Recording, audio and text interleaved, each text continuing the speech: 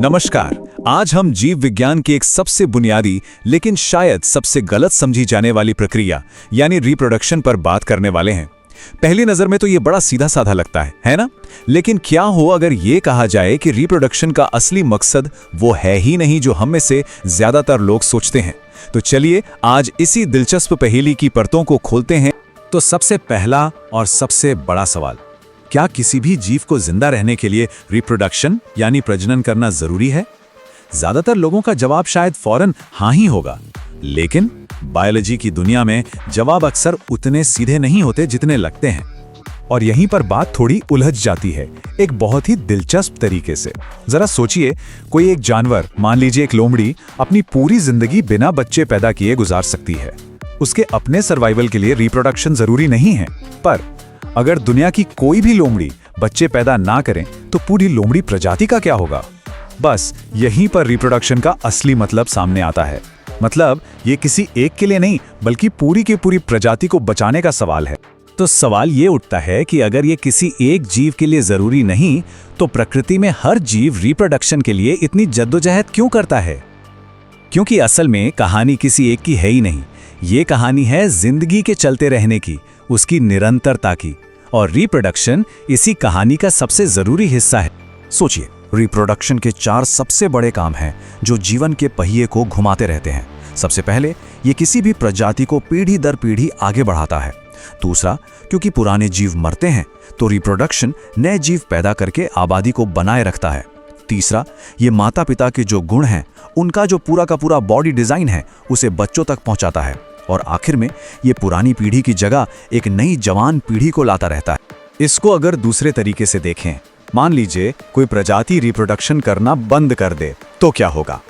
तो इसका अंजाम सिर्फ और सिर्फ एक हो सकता है, विलुप्ति, एक्सटिंक्शन।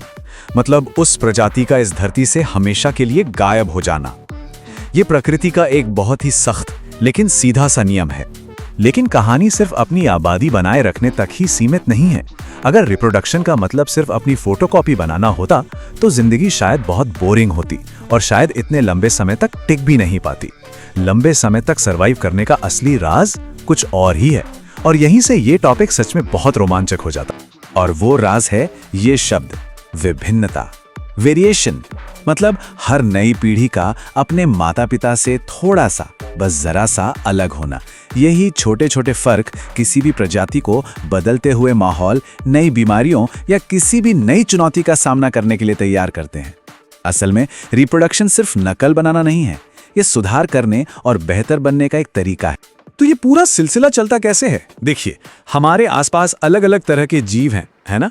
यही है विभिन्नता। अब मान लीजिए कि माहौल बदलता है और सिर्फ एक खास तरह के जीव ही उसमें ढल पाते हैं और जिंदा रहते हैं। ये हो गया अनुकूलन यानी अडैप्टेशन। और जब यही जीव आगे अपनी पीढ़ी बढ़ाते हैं तो धीरे धीरे पूरी की पूरी प्रजाति ही बदल जाती है। और इसी को कहते हैं विकास यानी इवोल्यूशन। विभिन्नता से अनुकूलन और अनुकूलन से विकास, ये प्रकृति का सबसे जबरदस्त फॉर्मूला है।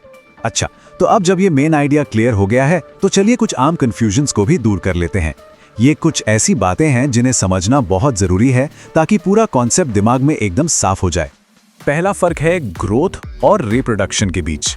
जब एक छोटा सा पौधा बढ़कर एक बड़ा पेड़ बन जाता है तो ये ग्रोथ है, मतलब एक ही जीव का आकार बढ़ रहा है। लेकिन जब वही पेड़ बीज पैदा करता है जिससे नए पौधे उगते हैं तो वो रिप्रोडक्शन है, मतलब नए जीव बन रहे हैं। तो एक में बस साइज बढ़ रहा है और दूसरे में गिनती बढ़ रही है। सिंपल। और पता है, नई पीढ़ी बनाने के भी 2 अलग अलग रास्ते हैं।